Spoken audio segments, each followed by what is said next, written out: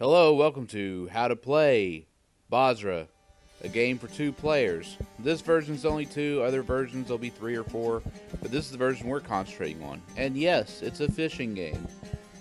Played primarily in the Arabic world, it has some special powers. Cards, these aces are point cards, are worth 1 point each. The 2 of clubs is worth 2 points, and the 10 of diamonds is worth 3 points. Every jack sweeps the board, and the 7 of diamonds sweeps the board, but it's also capable of earning a Basra if the card is by itself, or if there's multiple cards that have a sum total that equals 7. So what we're going to do is shuffle our cards, and we're going to deal out 6 cards, 3 at a time to each player. The dealer is going to alternate between rounds. Rounds consist of when the card deck is over, and then we're going to build a 4-card deal that represents the floor. Face cards go up. Now if you have a jack, you will of course put that up and out of the game, and you'll put your kings and any face cards on top. So we just end up incorporating the jack back into the deck, but you could do it however you want. I've learned this game from a iOS app, so the rules might not be completely accurate. There was no real rule book with this. We had to ascertain a lot of these situations. So any card that's equal value can take multiple cards on the initial deal from the table. There's no card that can take both a 10 and a 7, so you'll have to have an equal card of a 10. Now, any queen place will not take the 10. It has to be exactly a 10. Any jack is not going to take that queen. Well, it's going to take everything because it's a sweep card. But if a jack gets dealt initially on the table, it always gets put away. 7s can be taken by other 7s, including the 7 of diamonds. That would form a Basra if it's the only card left on the table. And so after each play, you go ahead and once everybody runs out of cards, deal out 6 to each player. And of course, the defender, who's player 2 in this case because the non-dealer, will always be going first. And of course, normally you'd put your hands hidden. Now, if we have a 10 here, that could result in a Basra. And it looks like we don't, but there's a 9, so now we are at risk of having a Basra if somebody has an ace, but we don't have a Basra because a sweep is not a Basra unless it's an equal value or the 7 of diamonds. Now there's our first Basra, is a queen on queen. So now player 1 has to hope he can lay something down that player 2 does not have. Lays down an 8, player 2 doesn't have that, player 2 lays down 9. So now we have another potential Basra. Depends on what player 2 can play, which he does not have.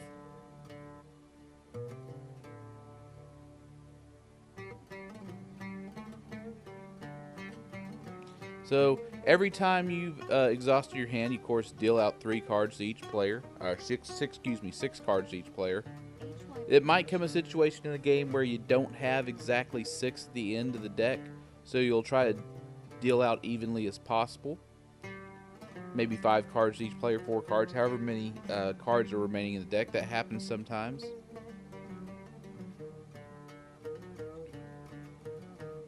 So points are scored in this game by the player that takes the most cards.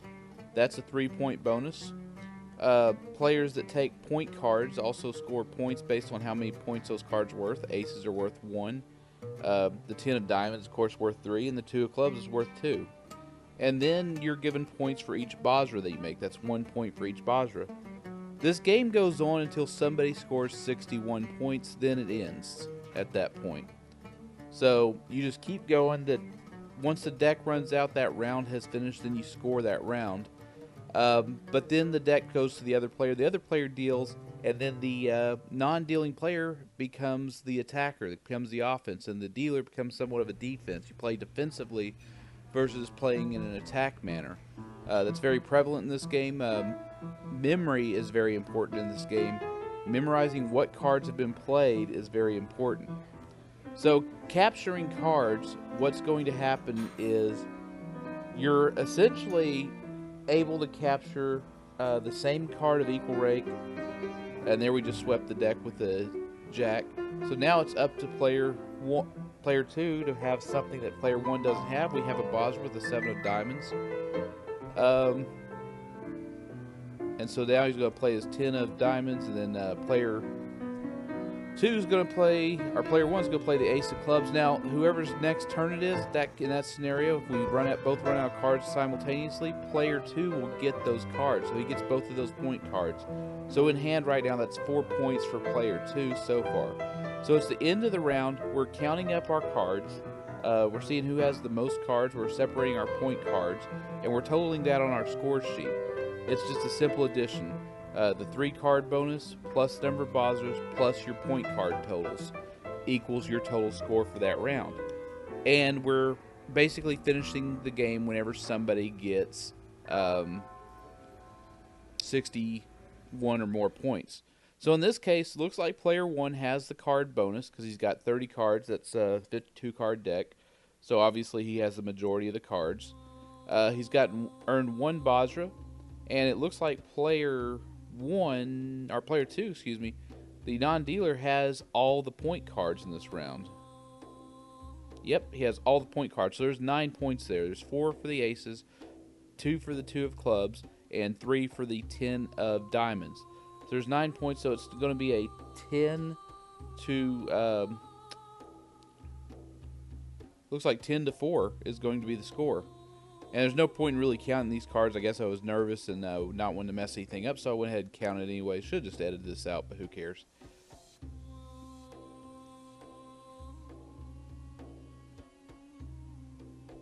So 3 plus 1 is going to equal 4.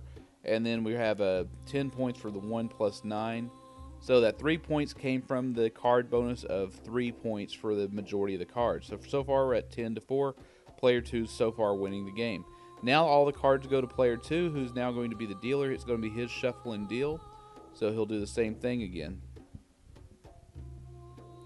And overall, this game is played primarily in Egypt. A lot of the Middle Eastern Gulf countries play this game.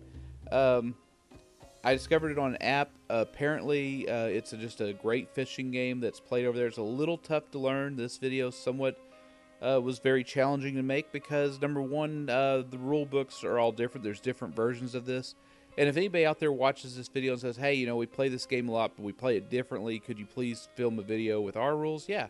Leave me a comment, and if you really care about this game greatly, I'll try it again with the different rules. Maybe we'll do a partnership 4-player version of this, which from what I understand, is popular in Egypt. And yeah, so player 2 has made the deal. Player 1 is now the respondent. He's going to be going first. He has a sweep card. There's 1 point card on the table, so looks like he's going to take it with a 5. So that's the other thing you could do is 2 lesser cards can sum up to equal a greater card. Now, a greater card cannot subtract to capture. So let's say, for instance, you have a 10 and a 3 on the table, and somebody plays a 7 of clubs. Well, that 7 of clubs is not a sweep card, so it does not take it. You cannot add down to a value. You have to add up. So this 8 and 7 here cannot be captured by 1 card except for a jack or a 7 of diamonds. So that's what you have to think about in this game, is what cards to place down. So now an 8 would capture both of those and have a Basra, but there's no 8s out there. So they're going to play the queen. He's going to sweep the deck, take all the cards. Player 2 plays a 6, and there's a Basra with the 7 of diamonds. It added up. 6 plus 1 is 7. That 7 of diamonds covers that event, and it earns a Basra. So that's 1 point earned. So it was somewhat challenging because for the longest time I wasn't 100% sure on the rules. Playing it automated, you forget all the other administrative tasks like dealing cards, who deals, who's on offense, defense, all that sort of thing. It's a little challenging. So here we see a situation where that 10 of diamonds could take the 3, 2, and the 5, but we don't play it there for some reason. Probably because I'm way too thinking about too much stuff going on and trying not to mess anything up. So instead we see the card swept with a jack. Now we see the 10 played. See the 5 played next to it. And player 1 keeps his point card of the 10 of diamonds. So now a 9 could earn a Basra, and why we didn't do it there, I have no idea. Seeing this a second time, making me reflect on what was lost there by player 1. So instead, player 2 is going to play his ace, and now we're going to keep that point card with his jack. So it's important to play your jacks late in the game versus early.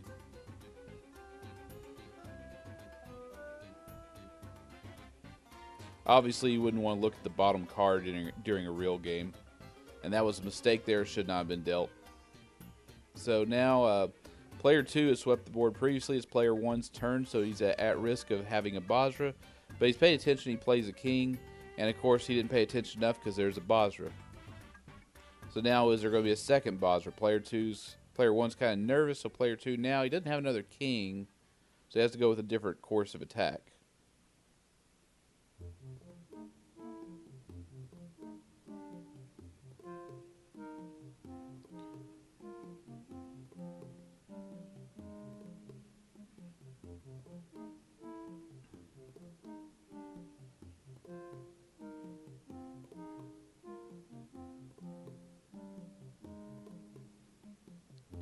And let's think about this. There we go.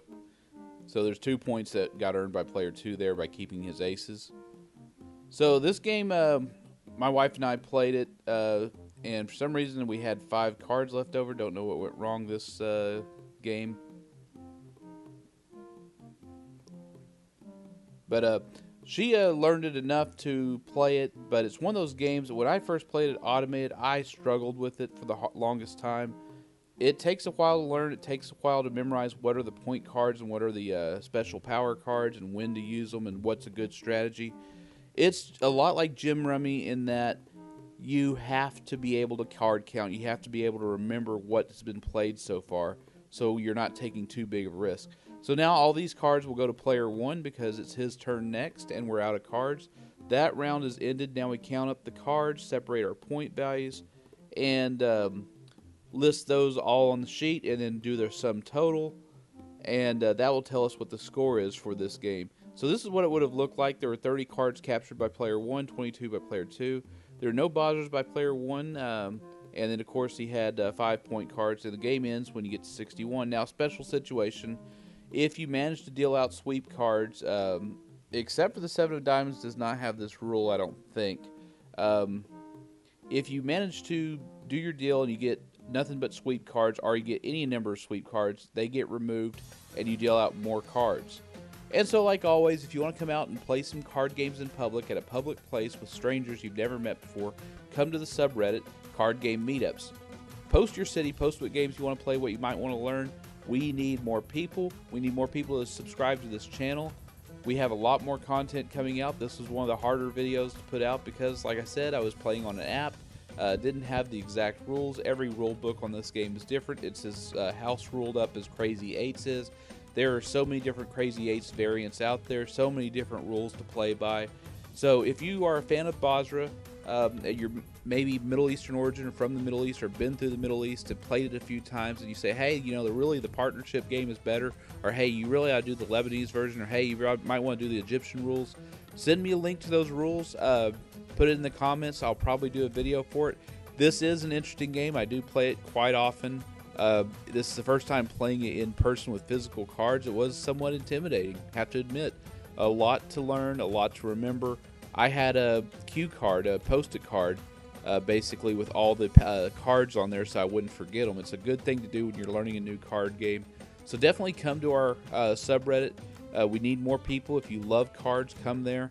We also have a Discord channel in the comments, or excuse me, in the video description.